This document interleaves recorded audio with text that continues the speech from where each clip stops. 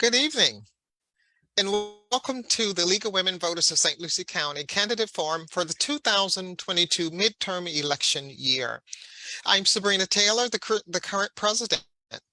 Before we get started, just a few quick reminders and important information about this upcoming election and things we certainly like to share with you.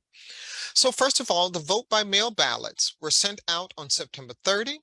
The last date to request a vote by mail ballot is actually October 29, but the last date to mail that ballot is October 31. So you may be saying that is a 2-day turnaround. Yes, ma'am. Yes, sir. It sure is. So make sure that you are aware. You can mail your ballot back, as I just said, or you can hand deliver it. If you choose to mail it, please allow 10 to 14 days for delivery. And definitely, you can deliver your ballot no later than 7 p.m. the day of the general election, which is November 8th. Early voting starts on Monday, October 24, goes through Saturday, November 5th, including Sunday, October 30th. The times are 10 a.m. to 6 p.m. And guess what? There's another day that's been added.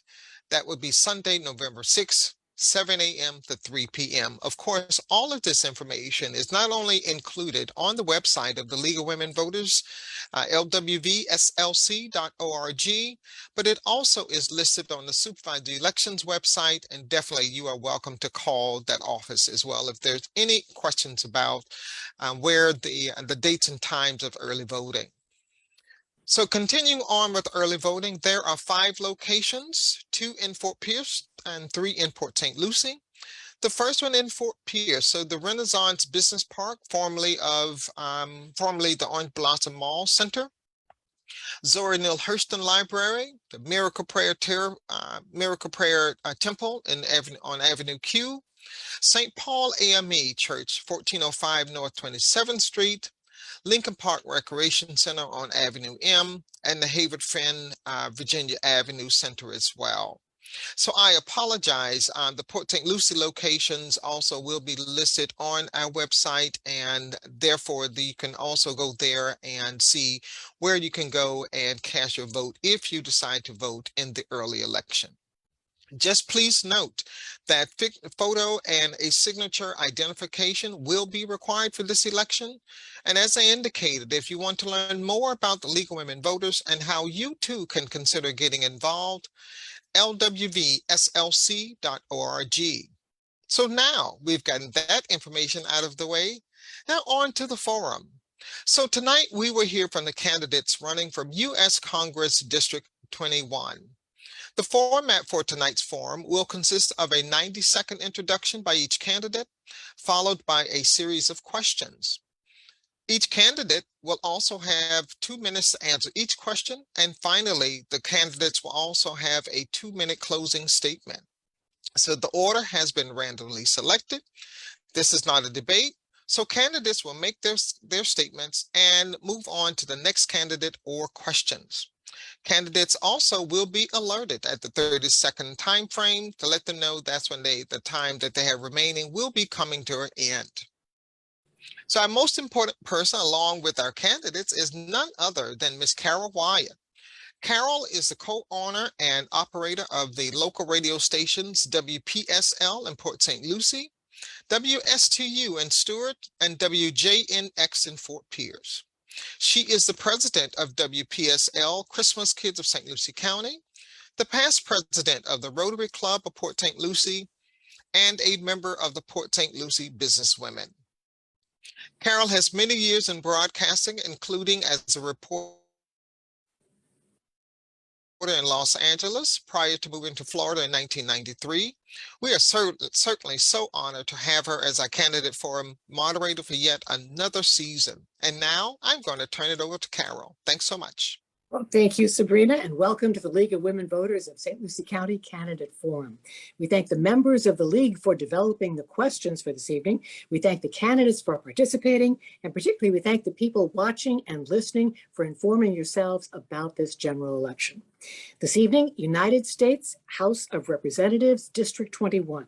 It is a term of 2 years, representing a district that includes St. Lucie County, Martin County, and a portion of northern Palm Beach County. The candidates, the incumbent Republican Brian Mast and challenger Democrat Corinna Balderammos Robinson. Now with us this evening is Corinna Balderammos Robinson, and if Mr. Mast is able to join us, then we'll be happy to work him in. We begin with opening statements. That'll be 1 minute and 30 seconds. Well, good evening, everyone. Thank you so much for joining us tonight. I'm really delighted to have this time with you. I'm a former chair for the League of Women Voters in Palm Beach County for the Speakers Bureau. So of course, I deeply understand how critical this is to have this forum to answer questions, to get my message out, and also to have completed the Vote 411 survey that everyone has the opportunity to read. So I just say in introduction, I am a patriot first. I served 25 years in our United States military across the world, to include serving in combat. I then went to the Pentagon to direct operations to protect not only that facility, but 100 others throughout Washington, D.C. And then went on to work on Capitol Hill as a legislative fellow.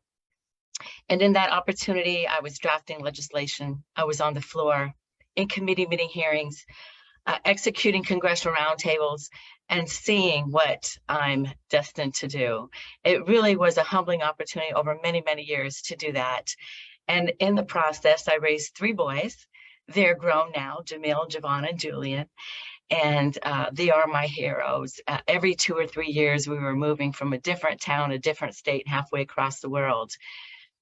And I'd end my introduction by mentioning to you that in my heart and my soul, I love America. I've been around the world, as I mentioned before. I've drafted policy, I've drafted strategy.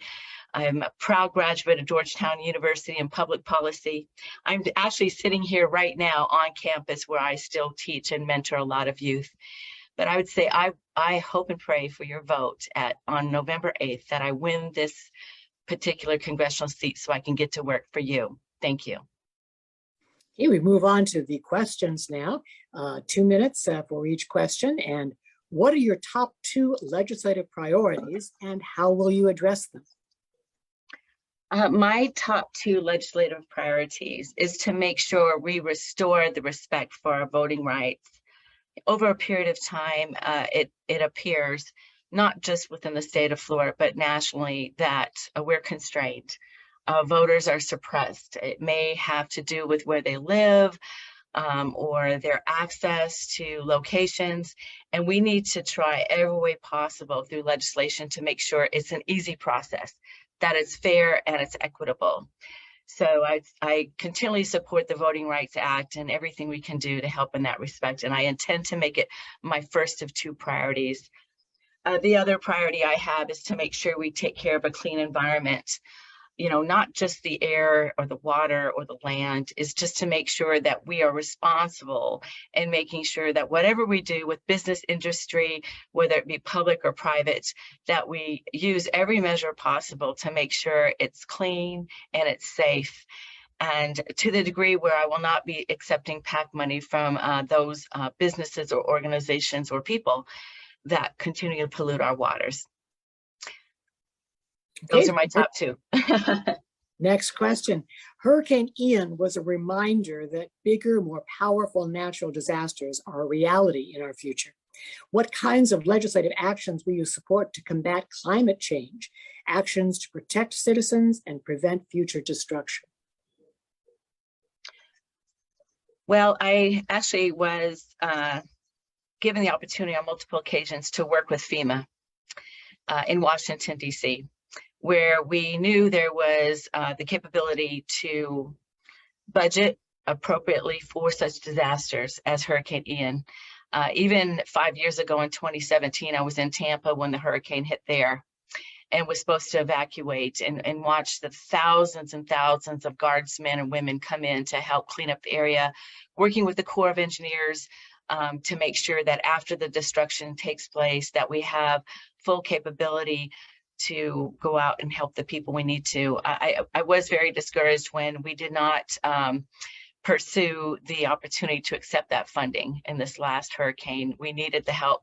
And it was a pleasure to have saw President Biden and Governor DeSantis hopefully come together to make sure that the money we need to help everyone happens. Next question. What is your position regarding a ban on assault weapons and/or more thorough background checks? I support a ban on assault weapons, and I absolutely support more background checks. When I was working on Capitol Hill as a fellow, one of the opportunities I had was to actually help interview and meet with different companies to talk about why is it that we cannot pull back on the weapon sales.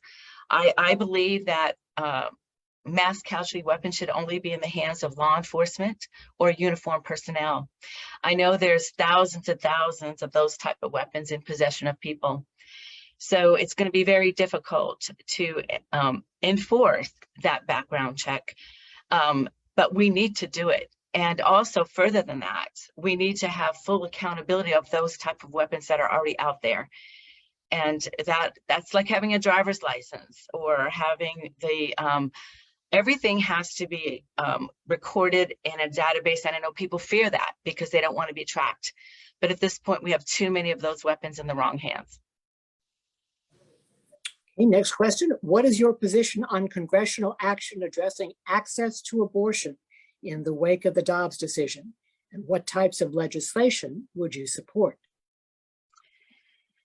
Well, you mentioned before, what are my top two issues with consideration to my district? However, this particular issue of denying the woman's right to choose is abhorrent. It should not be a governmental decision. A woman should have the capability to seek reproductive health care in her own right anywhere she lives. And that's usually an intimate decision with her family or people of faith. But I will do everything in my power, and I have throughout this campaign, to make sure that people know I'm absolutely behind. Legislatively, I will try my very best to make sure that that particular overturning of Roe versus Wade will not continually affect the decisions of a woman.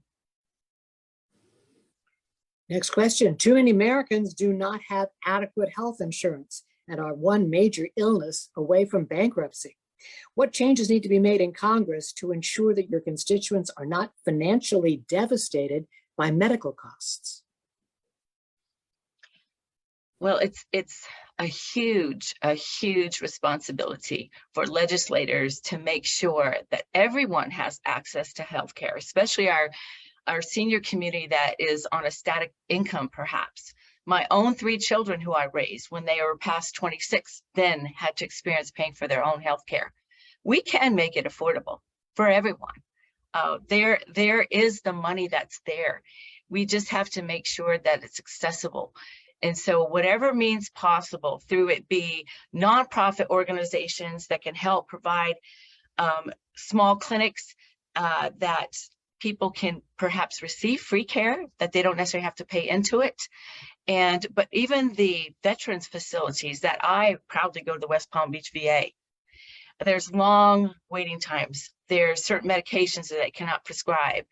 And then it seems like the bigger hospitals, the larger clinics are the most expensive ones. So we really need to work harder to make sure that legislatively healthcare is not so expensive for all. Okay. Will you support federal voting rights legislation, such as the Freedom to Vote Act, to establish national standards for voter registration and access to the ballot? Why or why not? Absolutely. We absolutely need to support Voting Rights Act. If this is a democracy, our voice matters. And I understand there's been some deliberation about, especially after January 6th, the insurrection, and several members of Congress did not acknowledge the fair election. And it just amazed me because this is a democracy and voting rights matter. And John Lewis, God bless him, trying to make sure that we have legislation that's passed that makes it just, to me, succinct, that people should not ever be denied the opportunity to vote. Even, the people that were found to have been fraudulent in the state of Florida, that this new agency is being more cautious in watching people vote. That was a mistake in a prison where those people were not properly advised. But it's a huge, as the League of Women does, every year, all year long, educates voters. We need every U.S. citizen to do that. Make sure that people know exactly how to vote, their ballot in the mail, in person, whatever means possible. Inflation has hit everyday citizens and families very hard. With the recent decision by OPEC to decrease production, gas prices are sure to rise again.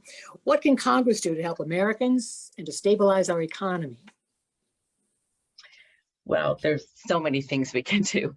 I mean, there's so much legislation underway already. The Consumer Fuel Price Gouging Prevention Act, the Consumer Protection and Recovery Act, the HEROES Act, the Build Better Back Act. There's so much legislation underway that if we could just get the parties to negotiate, find that common ground, get it on the floor, and get it passed for the betterment of all Americans.